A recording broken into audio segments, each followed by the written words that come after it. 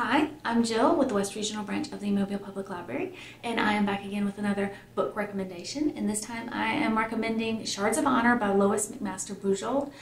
Shards of Honor is actually the first book in the Vorkosigan saga.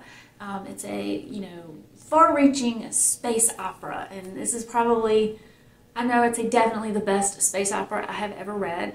There's currently, I think, 24 books in the series, and I would say at least 20 of them are fabulous. The other 4, not so good. But, with that many books written over that many years, because I believe the first one came out in like 1982, you're bound to hit a few rough patches. But overall, fabulous series. Shards of Honor, the first one in the series, is about Captain Cordelia Naismith, who is the captain of a survey ship for the Beta space colony. I'm not sure. I guess they're more like a space republic because they're not really an empire. They're very scientific, socially liberal type place.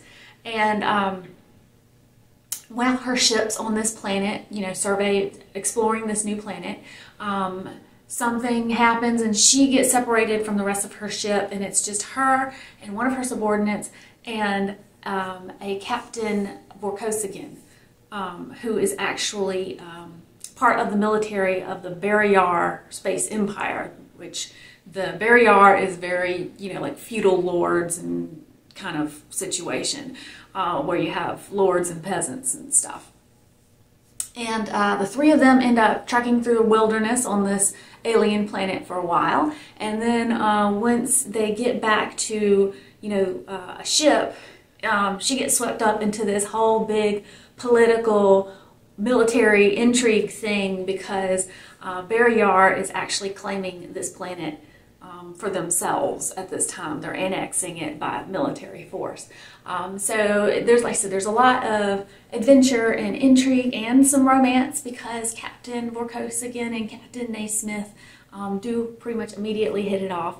And then the further points in the series is, after they get married, and the third book in the series, the Warriors Apprentice, I think is the title of the third book.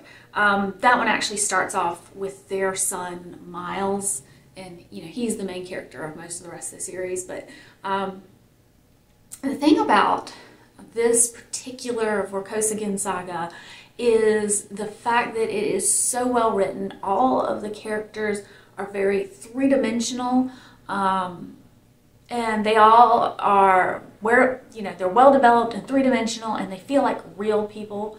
They're also the way the science is handled is very well thought out. So she doesn't just introduce a scientific invention and go, well, isn't this neat, like a lot of sci-fi authors do. She always considers the ramifications and how that might shape society.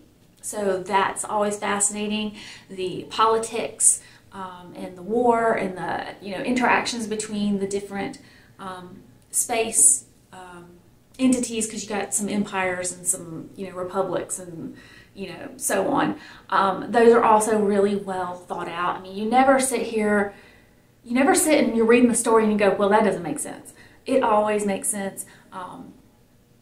And over the course of the series, she's pretty much hit every genre. I mean, there are, books that are more romance. There are books that are more adventure. There's ones that are, more like a mystery. So I love the series. I have read it more than once. I think it's probably one of the best space operas. If you like that kind of genre at all, I think you'd very much enjoy the Vorkosigan saga. And like I said, start with Shards of Honor. It's fabulous. I think, even if you've not gotten into space opera before, this might be a good one to try if you like adventure books, if you like family drama, if you like political intrigue.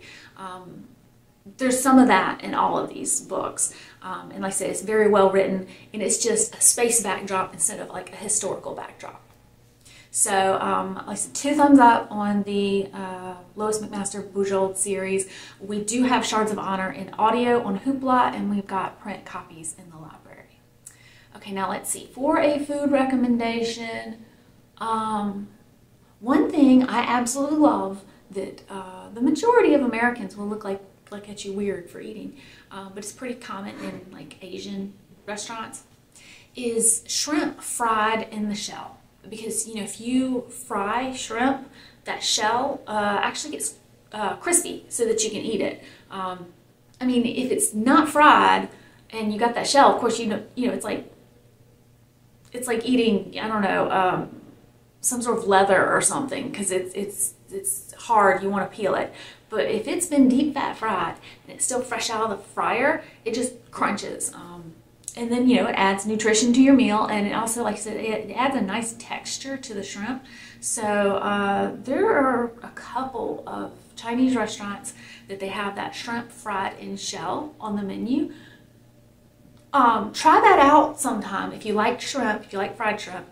You know what? It gives that kind of flavor like soft shell crabs do, because that soft shell crab shell, you know, gives the crab a certain flavor. It's similar to that. So if you like soft shell crabs, try that out sometime and actually eat it with the legs and the shell still on, because like I said, it adds a nice crunchy texture, and I love crunchy things. And it also gives you that a little bit of a flavor to it that's different than eating shrimp by itself, that I actually enjoy. Like I said, it's very similar to like a soft shell crab, which is another one of my favorites. And now anyway, leave me a comment below and let me know what you have been reading and eating lately, and I will see you next time. Bye-bye.